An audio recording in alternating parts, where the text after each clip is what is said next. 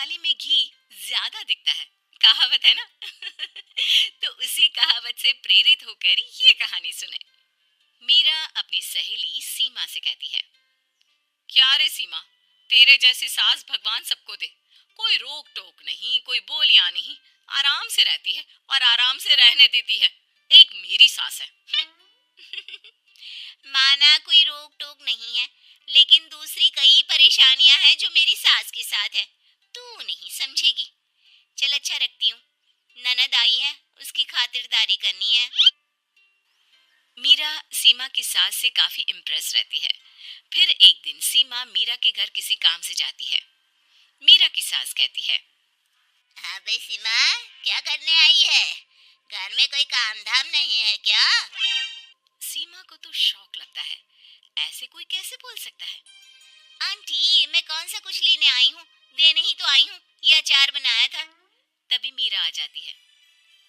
अरे तू अचार लाई है? तेरी सास ने कुछ कहा नहीं? यहाँ मेरे घर पर तो सामान सड़ जाए, लेकिन मेरी सास मजाल है किसी को चवन्नी भी देने दे। अरे क्यों ना बचाऊं चवन्नी, मेरे बेटे की मेहनत की कमाई है। तेरे भरोसे रहूं तो सब लुटा दे। अब ले ले अचार उससे और दफा कर। मीरा सीमा से अचार लेकर उसे बाहर तक छोड़ने जाती है। अरे यार, तेरी सास तो बहुत अच्छी है। क्या बात कर रही है? कितनी तो बेइज्जती करती तेरी, लेकिन फिर भी तुझे मेरी सास अच्छी लगी। मेरे घर आ जा कभी, मेरी सास को देखेगी ना तब पता चलेगा। अरे इससे ज्यादा बुरा क्या हो सकता है। जरूर आऊंगी मैं तेरे घर, लेकिन मैं कुछ लेकर नहीं आ सकती। हाँ, देख रही है ना मेरी सास का हाल। हाँ हाँ, कुछ न लाना, मैं तो कहती हूँ खाली झोला ले आना बस। सीमा चली जाती है। फिर क्या, दोनों अपने काम में लग जाती हैं। लेकिन एक रोज न जाने क्या होता है, मीरा सीमा के घर आती है। सीमा की सास कहती है, अरे सीमा, देख तो कौन आया है, तेरी सहेली मीरा। मीरा, आज कैसे यहाँ पर? आजा आजा। और ये हाथ में क्या है तेरे? क्या मतलब? कुछ नहीं आंटी जी, ये तो खाली थैला है। वो क्या है ना, मंडी जा रही थी तो सोचा मीरा से मिलती चलूं। अरे काहे को मंडी जाना, कल ही मेरा बेटा सब्जी लेकर आया है। अरे मीरा, जरा सीमा का ये थैला तो भर दे। मीरा घबरा जाती है। अरे नहीं नहीं माँ जी, बिल्कुल नहीं, मैं कुछ नहीं ले सकती। हम लोग ना अलग सब्जियां खाते हैं। खैर, मीरा सब्जी तो नहीं लेती, लेकिन सीमा की सास तो न जाने क्यों कद्रदान हुई रहती है। अरे मीरा, जरा चिकन मटन बना ले, तेरी सहेली आई है। मैं फोन कर देती हूँ, वो दे जाएगा। और सुन, मिर्च जरा तेज कर देना। लेकिन मीरा तीखा नहीं खाती है माँ जी। अरे खाना चाहिए। अब सीसी करेगी ना तो नाक का सारा कचरा भी निकल जाएगा। हाय रे, कितनी अच्छी है तुम्हारी सास। हाँ, तभी आसपास के सारे यहाँ खड़े हो जाते हैं सुबह से ही। अभी 2 मिनट रुक ना, खुद पता चल जाएगा। तभी पड़ोसन आती है। अरे बहन जी, चाय का वक्त हो गया, सोचा चली आऊं आपके घर। अरे क्यों नहीं क्यों नहीं, वो क्या है ना, बहू की सहेली आई है तो चिकन बन रहा है, वो भी लेती जाना। मैं जरा ज्यादा ऑर्डर कर देती हूँ। और हाँ बहू, पकोड़े भी तल ले चाय के साथ। जा जा मीरा बेटी, सीमा की मदद कर दे जरा। मीरा सीमा के पास किचन में जाती है, जहाँ सीमा सास को कोस रही होती है। घर में कितनी मुश्किल से सब्जी और राशन आता है, लेकिन ये नहीं समझेंगी। अरे पिछले महीने भी 2 बार राशन लाना पड़ा था, लेकिन ये है कि सच्ची यार, फिर भी तू लकी है। तेरी सास कम से कम मेरी सास की तरह तो नहीं है। मीरा कुछ देर रहकर वहां से चली जाती है। दोनों बहुएं किसी तरह सास के साथ दिन काट रही थी कि एक दिन सीमा कहती है, नहीं नहीं माँ जी, बस करिए, तंग आ गई हूँ मैं आपसे। मैं अब आपके साथ नहीं रह सकती। एक बार, बस एक बार आप मेरी सहेली मीरा की सास की तरह बनकर देखिए। अरे कितनी अच्छी इंसान है वो, कितना सोचती है घर के लिए। दूसरी तरफ मीरा, माँ जी कैसी हैं आप? कुछ तो सोचा करिए, समाज नाम की भी कोई चीज होती है।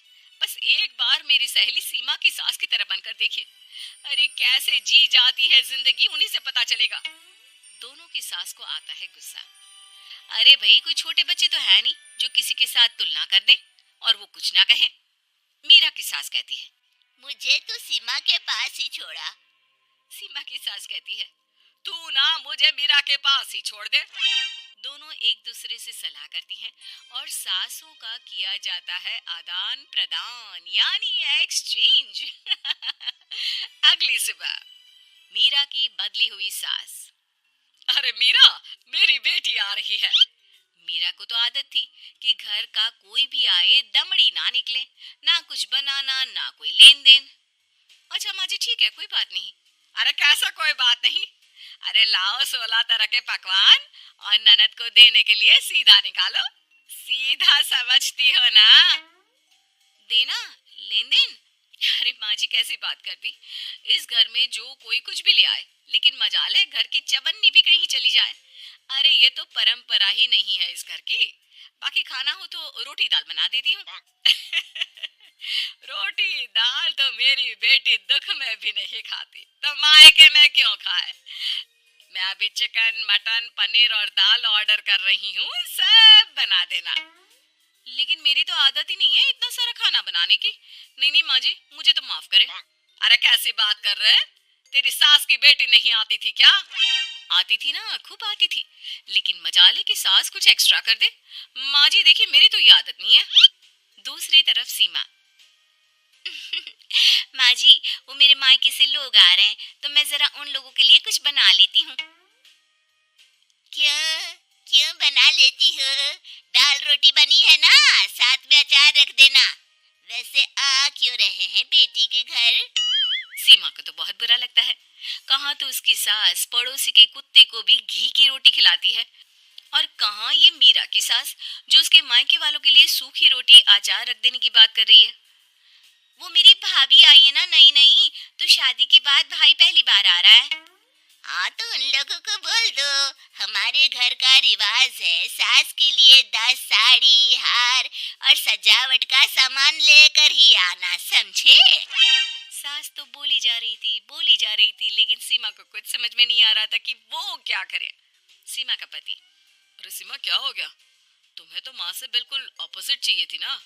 कहाँ माँ हर किसी के आव भगत में तुम्हें लगा कर रखती थी, लोगों से खूब मिलती, घर का सामान बांटा करती थी। अरे याद है ना, तुम्हारे घर वाले आते थे एक पैकेट लेकर और जाते थे पूरे 10 थैले के साथ।